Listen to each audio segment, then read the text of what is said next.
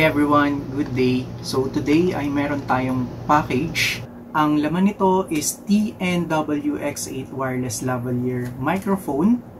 In-order ko to para makatulong sa vlogging namin, para mag-improve yung quality ng vlog namin. No? Usually nasa labas kasi kami madalas nag-vlog and wala kaming good quality na microphone. So masyadong maingay pag ang gamit lang namin is yung camera lang ng phone ko. So, I'm hoping that this would help us improve our videos.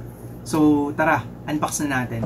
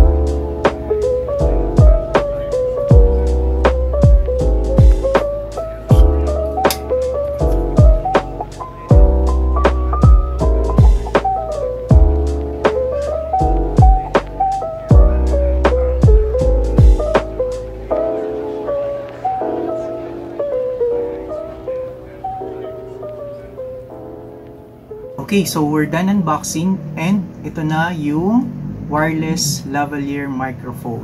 First observation ko is yung box merong small dent.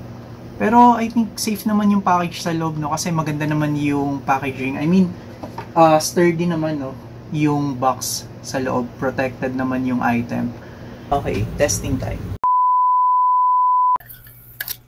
Okay guys, so after how many minutes? More than 30 minutes no ng checking. I found out na hindi siya nag-work sa default camera ng Note 9 ko. By the way, yung Note 9 ko is Android 10 lang. So I'm not sure if this would work with the newer version. Right now, ang ginawa ko is nag-install ako ng third-party camera dun sa aking cellphone and dun ko lang siya napagana. Ang na-record pa rin niya is yung sa default na microphone nung Note 9 ko. If I'm using voice recording, dun niya lang nakaka-capture yung input from this lavalier microphone. So, yeah. Right now, I was able to make it work and yung naririnig nyo ngayon na input is from this lavalier microphone. Nag-open din pala ako ng fan para matest kung gaano ka-effective yung noise reduction nung microphone. So right now, we're testing it.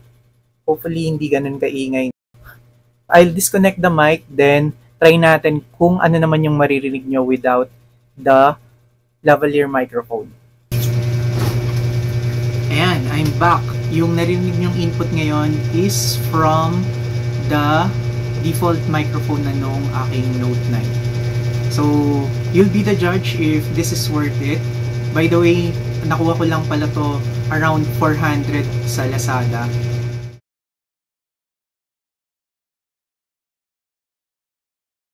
That's it for this review. I hope nakatulong sa inyo tong video na to decide if you're going to buy this one, this lavalier microphone regarding dun sa range. I've tested it and nag-try ako sa kabilang kwarto kanina. It's working. So, I'm actually happy for it. We will be using this mic moving forward.